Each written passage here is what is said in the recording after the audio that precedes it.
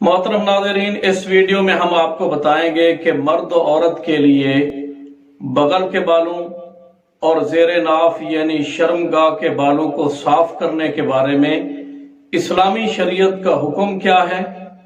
یہ بال کہاں سے کہاں تک صاف کیے جائیں، کتنے دنوں کے بعد صاف کیے جائیں اور کس چیز کے ذریعے صاف کیے جائیں۔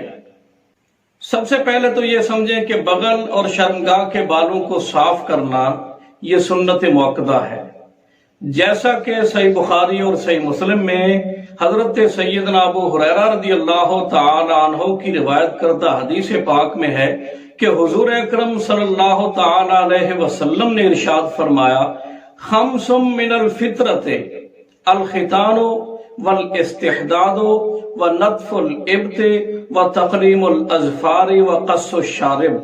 کہ 5 چیزیں فطرت سے ہیں یعنی انبیاء کرام کی سنت میں سے ہیں، ختنہ کرنا اور شرمگاہ کے بالوں کو مونڈنا اور بغل کے بالوں کو صاف کرنا اور ناخن کو کاٹنا اور مونچھوں کو کم کرنا۔ اور جو یہ صفائی نہ کرے اس کے بارے میں مسند امام احمد بن حنبل میں ایک حدیث پاک میں وعید بیان کی گئی ہے۔ حضور اکرم صلی اللہ تعالی علیہ وسلم فرماتے ہیں، من لم یحلق عانتہ ویقلم اظفارہ ویجز شاربہ فلیس منا، کہ جو آدمی زیر ناف بالوں کو صاف نہ کرے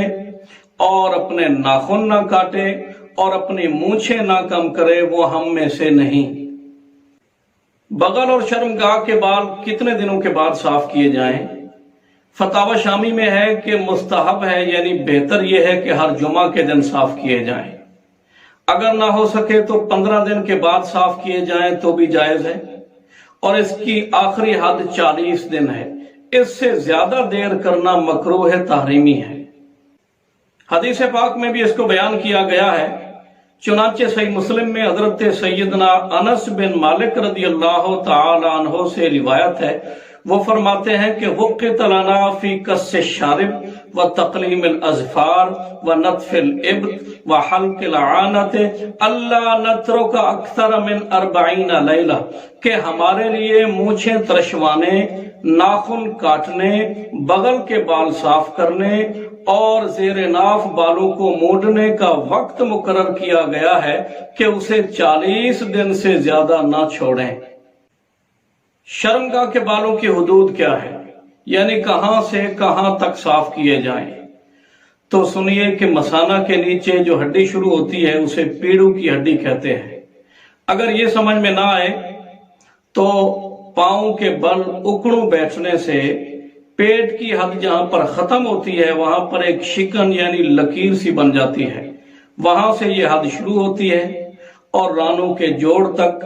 پھر عضو تناسل اور اس کے نیچے خصیوں کے بال اور پیچھے پاخانہ کی جگہ کے ارد گرد کے بال صاف کیے جائیں، اور بہتر یہ ہے کہ رانوں کے بال بھی وہاں تک صاف کیے جائیں جہاں تک منی کے قطرے لگ جانے کا خطرہ ہو۔